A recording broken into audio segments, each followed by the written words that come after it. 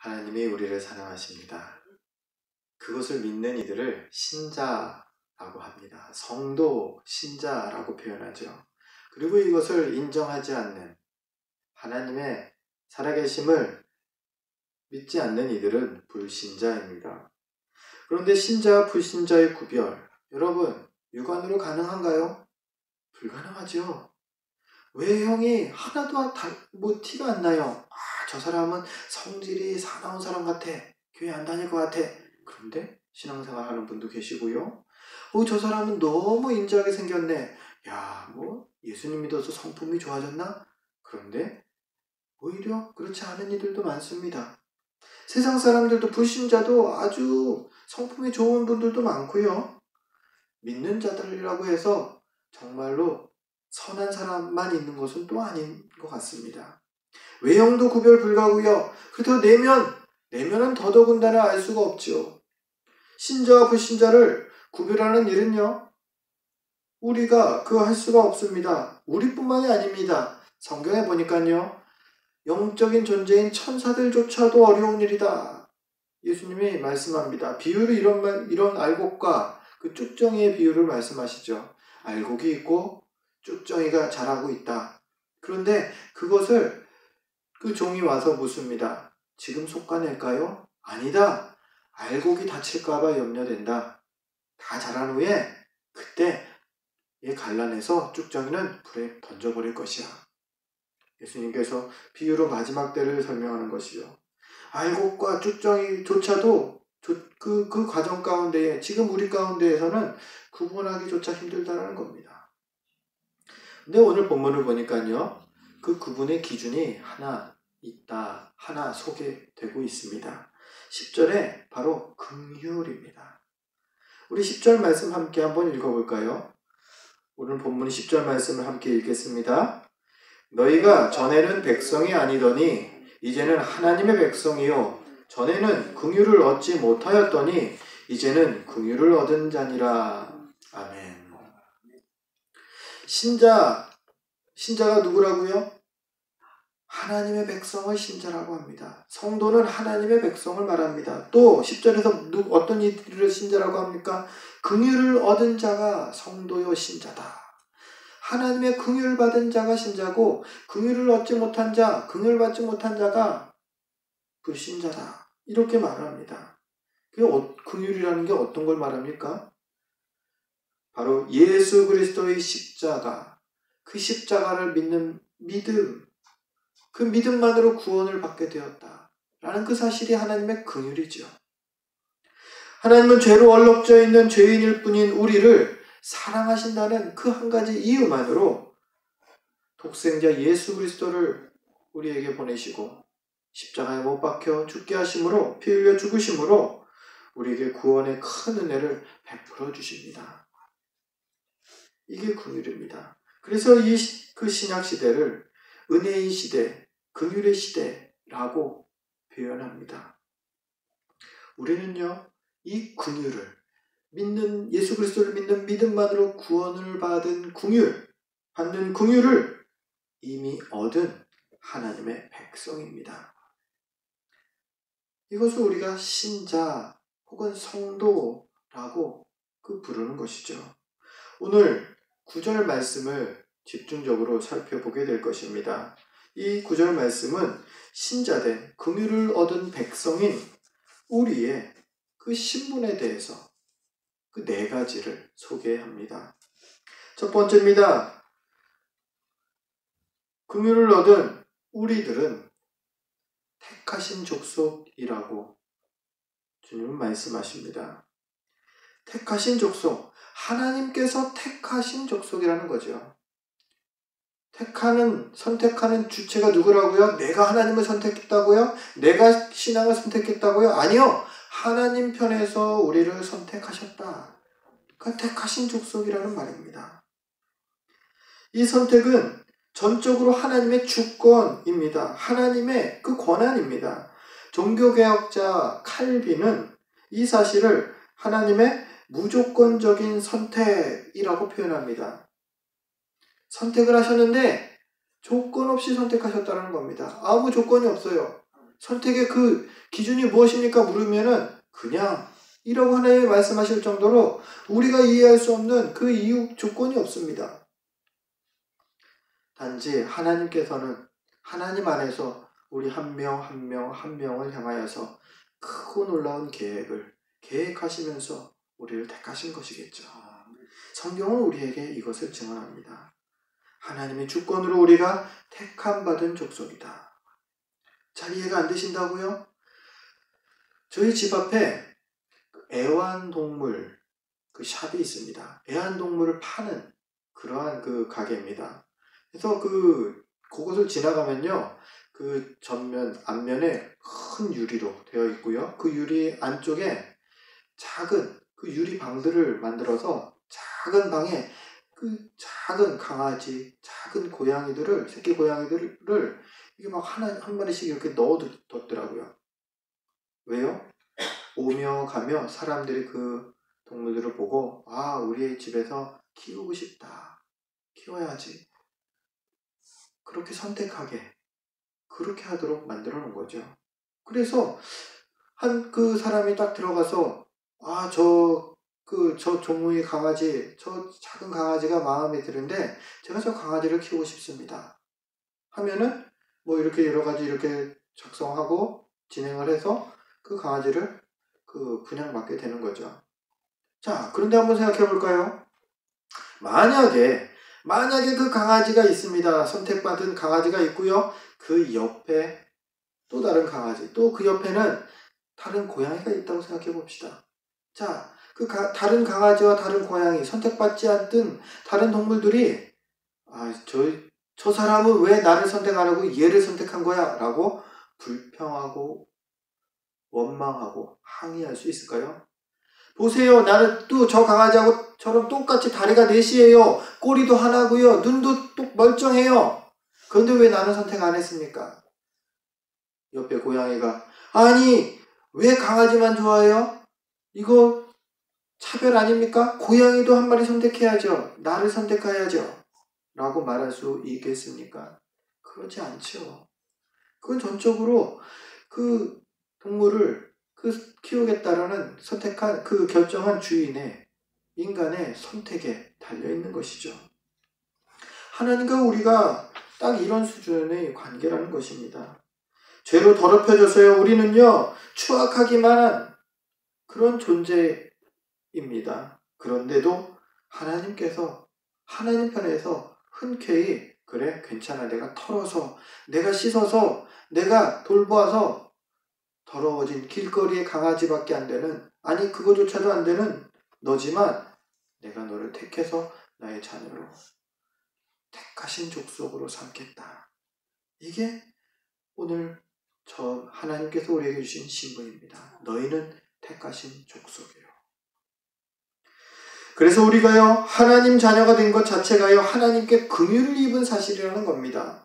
우리가 택하신 족속이 되었다는 그 사실은요, 왜요? 왜 저만 그렇게 된 거예요? 내 옆에 사람은요? 우리 가족은요? 내 친구는요? 내 이웃은요? 그렇게 하나님께 항의하고 따질 일이 아니라요, 오히려 주님, 제가요, 저를 선택하셔서 감사합니다. 이 감사를 드린 이유가 된다는 겁니다. 여러분, 기억하십시오. 하나님께서 우리를 택하여 주셨습니다. 또한 우리 신부는요, 오늘 성경은 두 번째로 왕같은 제사장들이라고 말씀하십니다. 오늘 말씀 가운데 또 많은 비중을 차지하게 되어 설명이 될 건데요. 왕같은 제사장이다. 이게 성경의 원래 베드로전서를 기록한 사도가 베드로전서를 기록할 때에 헬라어로 기록을 했습니다. 그래서 헬라어는 그리스어죠. 그리스어인데 이 헬라어로 기록된 성경의 원어를 보면요, 이 왕 같은 제사장들이라는 표현이 그냥 왕, 제사장 이렇게 두 개가 따로따로 된 단어로 되어 있다는 겁니다. 즉, 이 왕 같은 제사장들이라는 것을 학자들은 여러 가지 해석을 하지만은 이러한 해석이 많이 신뢰를 얻습니다. 바로 너희는 왕이고 또 동시에 제사장이다. 왕이고 제사장이다. 오늘 우리 성경, 한글 성경과는 좀 의미가 다르죠. 왕 같은 제사장? 제사장인데 왕? 그 뭐 재정일치 사회인가? 왕도 되고 제사장도 되는 건가? 그런 의미 같지만 비슷하지만 이렇습니다. 왕이고 제사장이다. 그래서 우리가 왕됨과 제사장됨을 우리가 생각해 봅니다. 먼저 왕입니다. 베드로가 오늘 이 베드로전서 이 서신을 쓰는 그 대상이 누구에게입니까? 바로 소아시아 지방, 지금의 터키 지방에 박해를 피해서 흩어져 있던 성도들에게 이 편지를 보내고 있는 것이죠. 박해를 피해서 도망 다니는 이들이 이 편지를 받는 사람들, 이 편지를 읽을 사람들인데요. 그들에게 지금 베드로가 누구라고요? 너희는 왕이다. 너희는 제사장이야. 너무 상황과 맞지 않는 거창한 표현 같지 않습니까? 아유, 지금 도망자고 그런데 야, 힘내. 그래도 너희가 도망자지만 너희는 죄가 없어. 이 정도로는 이해가 될 텐데 너희가 왕이야. 너희는 제사장이야. 근데 이 말씀이요. 성경대로면 하나도 틀린 말이 아니라는 겁니다. 먼저 우리가 왕 되었음을 성경이 창세기 1장 21절에서 하나님께서 사람을 창조하시고 하신 명령에서 우리가 발견하게 됩니다. 창세기 1장 28절은 이렇게 기록되어 있습니다. 하나님이 그들에게 복을 주시며 하나님이 그들에게 이르시되 생육하고 번성하여 땅에 충만하라. 땅을 정복하라. 바다의 물고기와 하늘의 새와 땅에 움직이는 모든 생물을 다스리라 하시니라. 하나님께서 우리에게 하신 명령이 무엇입니까? 땅에 충만해라. 땅을 정복해라. 모든 생물을 다스리라. 바로 왕으로서 이 땅에서 왕과 같은 역할을 감당하라고 명령하시는 겁니다. 아이고, 다스리는데, 정복하는데, 그래도 좀 양보하면서. 그게 아니에요. 정복이고 다스린다라는 표현 자체가요. 하나의 주권을 갖게 되는 존재를 말하죠. 왕과 같은 역할로 하나님은 우리에게 이 땅에 명령하십니다. 그런데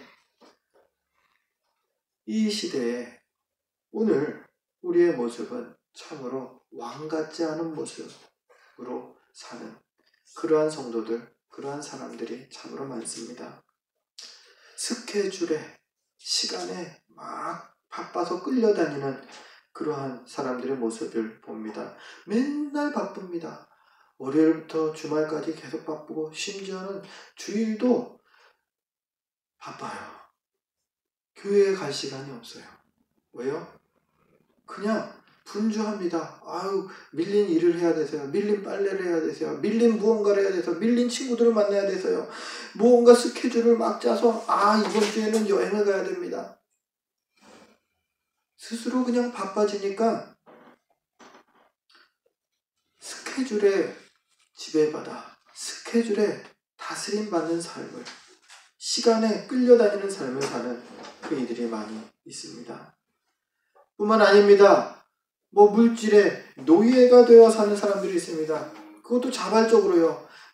나는 그냥 물질의 노예가 돼서 돈을 벌 수 있다면은 돈의 노예가 돼서라도 살고 싶어. 돈을 매일 쫓아다닙니다. 주말까지. 돈을 위해서는 신앙도 흔쾌히 포기하겠다라는 그런 마음까지도 보입니다. 뭐죠? 돈이 왕이고요. 자신은 종으로, 노예로 전락해버린 그러한 삶의 모습이 아닙니까? 이건 하나님의 명령과 다른 겁니다. 하나님께서 이 땅에 하나님의 백성들을, 하나님께서 인간을 창조하실 때의 명령은 다스리라입니다. 정복하라입니다. 시간이 왕이 되고 물질이 왕이 되어버린 이러한 삶이 아니라는 겁니다. 시간을 다스리고 물질을 다스리고 정복할 수 있는 그러한 왕의 삶을 우리에게 명령하시고 허락하셨다는 겁니다. 이를 위해서 우리가 할 일은요, 제일 먼저 할 일은요, 스스로 시간과 돈의 노예가 아니라 이 모든 것을 통제하고 다스리는 왕으로 내가 그런 왕임을 선포해야 된다는 겁니다. 그 주권을 그 돈에게, 재물에게, 그 시간에게 주는 것이 아니라 내가 가져야 된다는 겁니다. 이런 면에서 사도 바울은요, 우리에게 참 좋은 본이 됩니다. 빌립보서 4장 12절에 사도 바울은 이렇게 고백합니다. 나는 비천에 처할 줄도 알고 풍부에 처할 줄도 알아. 모든 일, 곧 배부름과 배고픔과 풍부와 궁핍에도 처할 줄 아는 일체의 비결을 배웠노라. 어떻습니까? 이 사도 바울의 이 고백을 들을 때 저는 이 고백을 들으면서 재물에 끌려다니지 않고 재물을 다스리는 왕의 모습을 상상하게 되었습니다. 야, 사도 바울은 재물이 있어도 재물이 없어도 재물에 구애받지 않고 사는, 재물을 아예 자기가 있든 없든 컨트롤하는, 통제하는 그러한 왕의 모습이구나. 다스리는 자의 모습이구나. 물론 우리 또한 사도 바울처럼 이렇게 고백하기를 원하죠. 이런데 돈이나 시간에 질질 끌려다니지 않고 왕처럼 이런 것들을 정복하고 다스리면서 살고 싶은 마음, 우리도 다 있지요. 그런데 이게 우리 마음대로 잘 안 되는 게 문제죠. 그래서 오늘 성경은요, 왕으로 살아라 뿐만 아니라 제사장이 되라고도 말씀하는 겁니다. 왕이 되기 위한, 왕 같은 제사장, 왕이 되기 위한 너희가 제사장으로서 서야 된다는 겁니다. 왜냐면요, 왕은요, 외부의 유혹에 대해서 담대한 역할, 외부에 대한 역할이라면요, 제사장은요, 우리 내면의 신앙, 즉 경건을 강조하는 역할이기 때문입니다. 왕으로 서기 위해서 우리는 제사장이 되어야 한다는 겁니다. 제사장이 어떤 역할을, 어떤 존재입니까? 구약시대에 원래는 제사를 집례하는 그 직분이 그 제사장이죠. 죄로 불결해진 이들, 그러한 이들이 그들을 대신해서 하나님께 제물을 드리고요. 대신 죄 용서를 구하는 직책이 제사장의 직책입니다. 이 직분은요, 중세 로마 카톨릭 시대까지 이어집니다. 개신교에서도요, 카톨릭에서도요, 사제 제도가 그것입니다. 무엇이냐면요, 일반 평신도와 구분을 짓습니다. 평신도는 카톨릭이 그랬어요. 구약의 제사장 시대가 그랬고요. 그들은 성경을 가까이 하지 못합니다. 감히 성경을 너희가 읽고 만지는 것이 아니다. 거룩한 하나님의 말씀이다. 그리고 또한 그들은 죄 용서함 받는 것도 하나님 앞에 직접 나아가지 못합니다. 평신도들은 사제를 통해서, 제사장을 통해서 나가야 한다라고 주장을 합니다. 그래서 종교개혁이 일어나죠. 종교개혁 때 루터가 주장하는 것이 이것은 성경적인 게 아니다. 이거 구약의 제사장 제도 아니냐. 하나님께서 우리에게 말하는 것은 왕 같은 제사장 아니냐.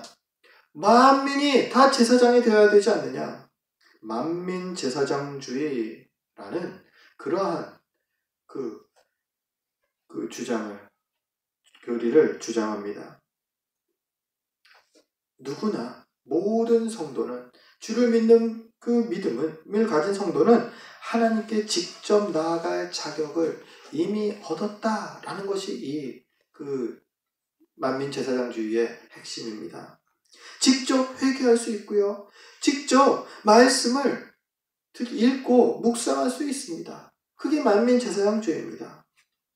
참 귀한 신앙의 진리입니다. 그런데요, 이 귀한 신앙의 진리를 잘못 이해하는 이들이 이 시대에 들어 더욱 또 자주 간간히 보입니다. 어느 목사님이 설교 중에 이런 표현을 씁니다. 만민 비제사장 시대가 되었습니다. 뭐예요? 만민 제사장, 제사장임을 고백하는 것이 기독교인데, 오히려 만민 비제사장 시대, 아무도 제사장이 아닌 시대가 되어버린 버렸다는 겁니다. 이 말은 어떤 내용이냐면요. 어떤 이들이 그럽니다. 목회자만 제사장이냐? 평신도도 제사장이다. 이렇게 주장하면서 목회자의 영적 권위를 인정하지 않습니다. 그런 이들은 자기 혼자 예배드린다고 그러고 목회자의 설교에 대해서 인정하지 않고요. 그 권위를 부정합니다. 근데 여기까지는 괜찮아요. 그럴 수 있습니다. 그렇게 하는 거 충분히 이해가 되고요. 성경적으로 거기서 잘못되었다라고까지 말할 수는 없습니다. 왜요? 맞습니다. 목회자도 제사장이요. 성도들도 제사장입니다. 그런데 문제는요. 그러한 이들이 그러고 나서 제사장답게 스스로 정결하기 위해서 꾸준히 힘써야 할 텐데 그러지를 못한다라는 겁니다. 자기만의 이 신앙에 빠져서 성경이 하나님 말씀을 말씀대로 이해하지 못하고 세상에 배척하는 신앙을 이상한 신앙으로 변질되어 버리는 그런 모습들이 자주 보인다라는 겁니다. 모두가 제사장으로 허락받은 것 맞습니다. 그렇지만 아무도 제사장으로 인정하지 않는 그러한 사람들이 되어버리는 것이죠. 심지어 자기조차도. 제사장이면 제사장답게 하나님 앞에 항상 정결하게 힘써야 되는데 그러지는 못합니다. 만민 제사장주의를 잘못 오용한 이들의 그러한 모습을 잠깐 말씀드렸습니다. 모두가 제사장이 못되게 하는 그런 모습들. 그렇다면 만민 제사장주의, 그것이 어떻게 우리가 바르게 이해해야 할까요? 바르게 적용할 수 있을까요? 말씀과 기도에 있어서는요, 그거는 모든 믿는 자들이 하나님 앞에 동등하게 나아가면서요, 서로가 서로에게 말씀으로 위로하고 격려하는 제사장이 되는 것을 만민 제사장이 되는 것이다. 이해하시면 됩니다. 뭐죠? 내가 제사장이니까 상대의 연약함을, 잘못됨을 그에게 이렇게 권면할 수도 있고요. 아니면 위해서 기도할 수도 있고요. 또 반대로 상대의 그 권면을 받을 수도 있고요. 그리고 기도를 받을 수도 있죠. 그게 만민 제사장주의의 그를 우리가 온전히 적용하는 것이죠. 그것은 목회자와 성도 간에도 동일합니다. 목회자라고 하는 것은요, 직분입니다. 성도는요, 목회자는 말씀을 더 주중에도 더 깊이 연구하고 더 시간을 많이 할애해서 하나님의 말씀을 더 온전히 증거할 수 있도록 노력하고 준비하는 직책입니다. 그래서 감히 하나님의 말씀을 증거하는 거죠. 여러분도 말씀을 전할 수 있습니다. 문제는 그만큼 준비함으로 증거하면 된다는 거죠. 가정 예배는요, 집안의 신앙의 가장이 가정 예배를 인도하면 됩니다. 굳이 목사님이어서 예배를 인도하고, 그것도 귀한 은혜지만요, 가장에게 주신 특권이 있습니다. 목회자와 성도 간에도 하나님의 말씀으로 서로 권면하고 서로 기도해 줄 수 있다는 겁니다. 여러분, 저를 위해서 기도하고 계시죠? 기도해 주십시오. 저도 기도가 필요한 연약한 존재입니다. 저 또한 새벽마다 여러분들을 위해서 항상 기도하고 있습니다. 우리가 이렇게 진짜 만인이 제사장 된 모습으로 서로를 위해서 기도해주고 서로를 위해서 말씀으로 권면해주는 그러한 건강한 주님의 몸된 교회가 되어야겠습니다. 우리 세움교회 성도 모두가 이러한 성숙한 제사장들로 함께 성장해 가기를 주의 이름으로 축원드립니다. 우리 긍휼을 얻은 백성인 우리 성도들에게, 신자들에 대해서 오늘 성경은 먼저 택하신 족속이라는 신분을 말하고요. 또 두 번째로 왕같은 제사장들이다 라고 우리 신분을 말합니다. 또한 세 번째로 이제 거룩한 나라라고 말씀합니다. 거룩한 나라다. 거룩이라는 단어에 대해서 우리가 좀 이해해야 할 것 같습니다. 거룩이라는 단어는요, 우리가 많이 들어봤겠지만요, 간단하게 정의를 하면 구별된다라는 뜻이죠. 거룩, 구별된다. 즉, 그 신앙 안에서 거룩이라는 표현을 쓸 때는요, 세상의 죄와 구별된다라는 뜻이죠. 세상의 죄와. 그것은 무슨 말이냐? 하나님께 드려진 것, 그것이 다른 것들과 구별되었다라는 그런 의미도 답니다. 하나님께 드려진 것, 구별되었다. 죄가 없이. 예를 들어서 사람이 그렇고요, 주일, 시간이 그렇고요, 헌금이 그렇고요, 물건도 그렇습니다. 이런 것들도 하나님을 위해서 내가 구별했다. 그렇다면요, 그것들은 거룩한 것입니다. 레위인들은 이스라엘의 12지파 가운데서 하나님께서 하나님이 구별해 드린 그 족속입니다. 그래서 그들을 거룩한 족속으로 구별합니다. 거룩이라는 표현을 그들에게 씁니다. 여러분 또한 거룩한 존재들입니다. 왜요? 하나님께 구별해서 드려진 존재이기 때문에요. 하나님의 백성인 하나님의 자녀로 되었기 때문에 거룩하다라는 겁니다. 우리 요즘 온라인 예배가 많이 한창입니다. 다시 한번 말씀을 드립니다. 현장 예배만 거룩한 예배가 아닙니다. 온라인 예배 또한 거룩한 예배가 될 수 있습니다. 현장 예배가 거룩하지 않은 예배가 또한 될 수도 있습니다. 중요한 것은 무엇이죠? 예수님께서 요한복음 4장에서 수가성 여인에게 가르치시는 말씀이 바로 이 예배, 참된 예배에 대한 말씀 아닙니까? 영과 진리로 드리는 예배가 참된 예배다. 이 산에서 드리니까는 참된 예배입니까? 아니요. 저 산에서 저곳에서 드려야 참된 예배입니까? 아니요. 진정한 마음으로, 마음가짐에 구별하여서 마음을 구별해서 드리는 예배가 참된 예배라는 겁니다. 구별된 마음으로 드리냐 아니면 평소 같은 마음으로 드리냐, 그게 참된 예배냐 아니냐의 구별이라니까요. 이 예배당에 나왔더라도 예배당에서 딴 생각하면서 이게 예배가 하나님이 아니라 집에 있는 꿀단지를 생각한다. 그래서 1시간이 그냥 훌쩍 갔는데 아무 기억이 없다.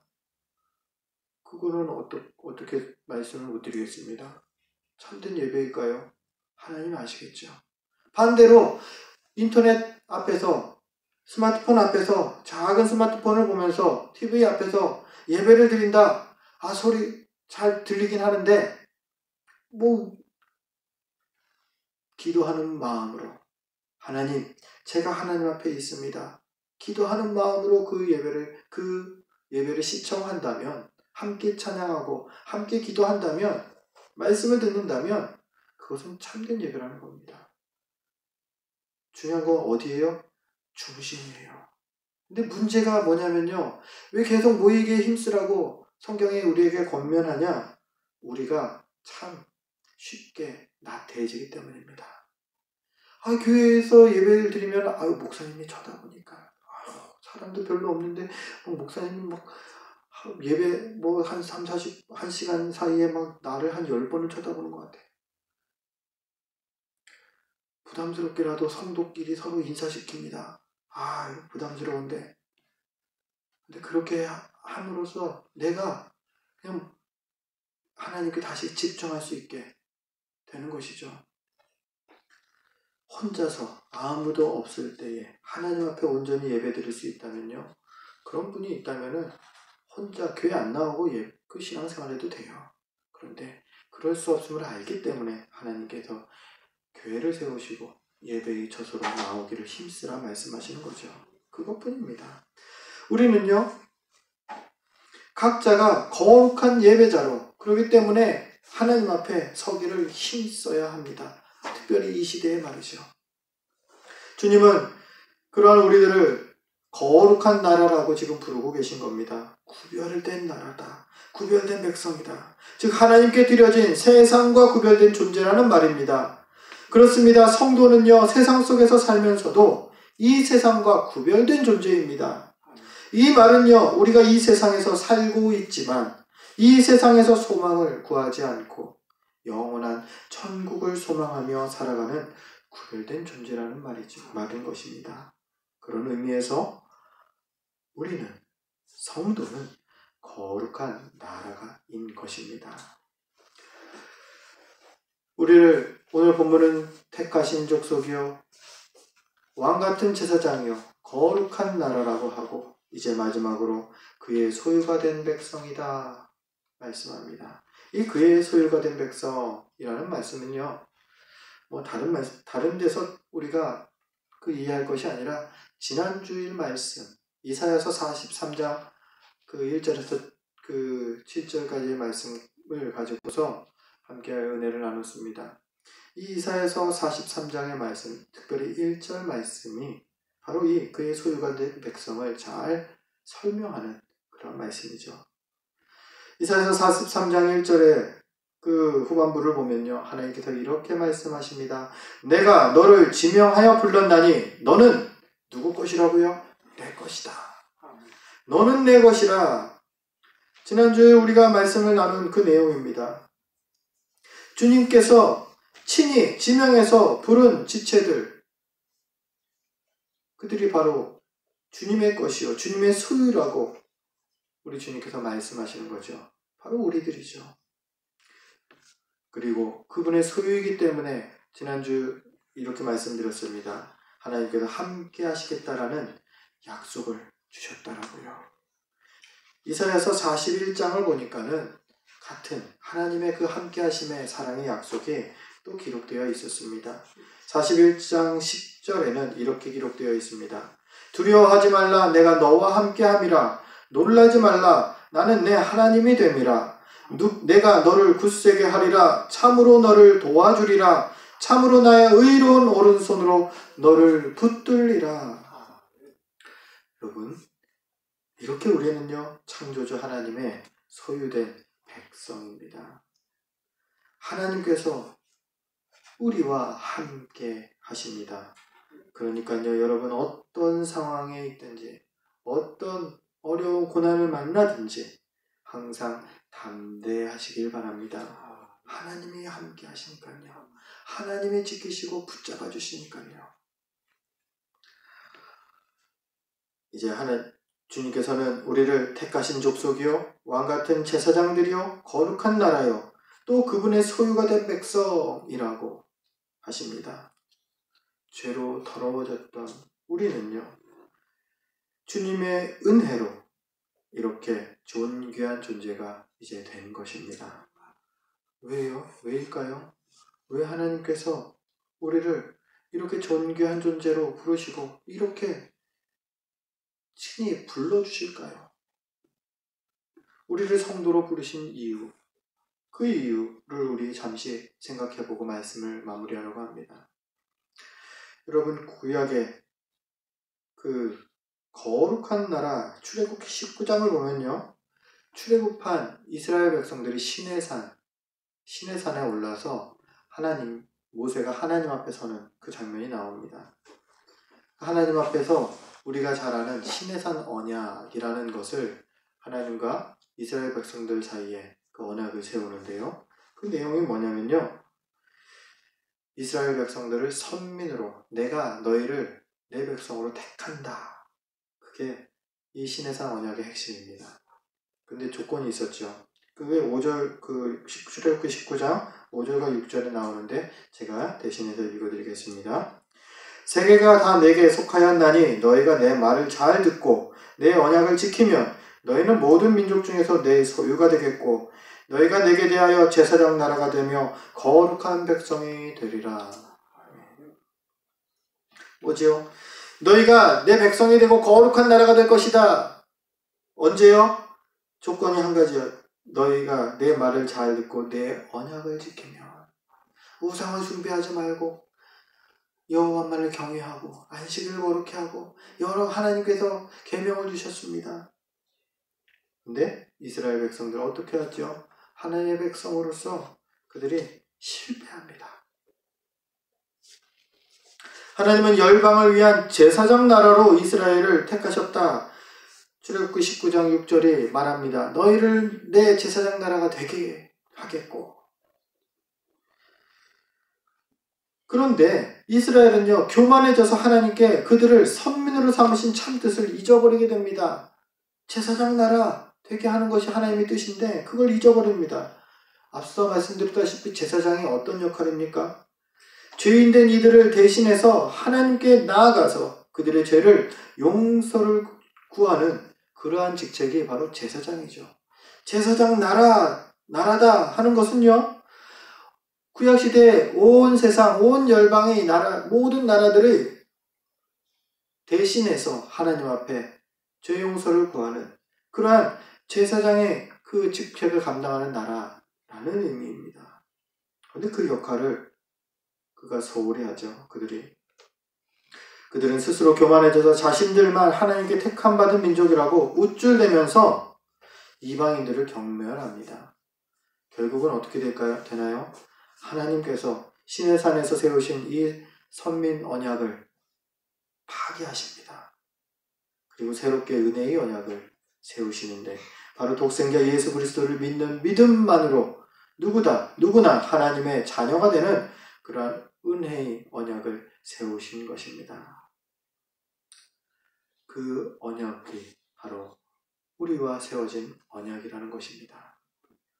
영원한 사망의 형벌을 받아야 마땅한 우리에게 긍휼이 풍성하신 하나님께서 영원한 생명을 선물로 주신 것입니다. 그리고 우리를 이렇게 부르십니다. 너는 나의 택한 백성이요 왕같은 제사장이고 또 거룩한 나라요 그리고 나의 소유가 된 백성이다. 누구를 향해서요? 바로 여러분 한 명 한 명을 향해서 말이죠. 이제 우리는요, 하나님께 긍휼을 얻은 백성답게 살아야 할 의무가 있습니다. 하나님의 백성답게 사는 것, 긍휼을 얻은 백성답게 사는 것, 어떻게 사는 걸까요? 바로 9절 후반부에 이렇게 나옵니다. 이는 너희를 어두운 데서 불러내어 그의 기이한 빛에 들어가게 하신 이의 아름다운 덕을 선포하게 하려 하시니라. 아멘. 어떻게 하는 것이 하나님께 그 긍휼을 얻은 백성답게 사는 삶입니까? 아름다운 하나님의 덕을 선포하는 삶이 하나님의 긍휼을 얻은 백성의 삶이라는 것입니다. 사랑하는 성도 여러분, 우리가 이 땅에서 각자의 삶 속에서 주님의 이 아름다운 덕을, 이 구원의 큰 은혜를 선포하는 거룩한 사명을 잘 감당하시는 저와 여러분이 되시기를 주의 이름으로 축원드립니다. 기도하겠습니다.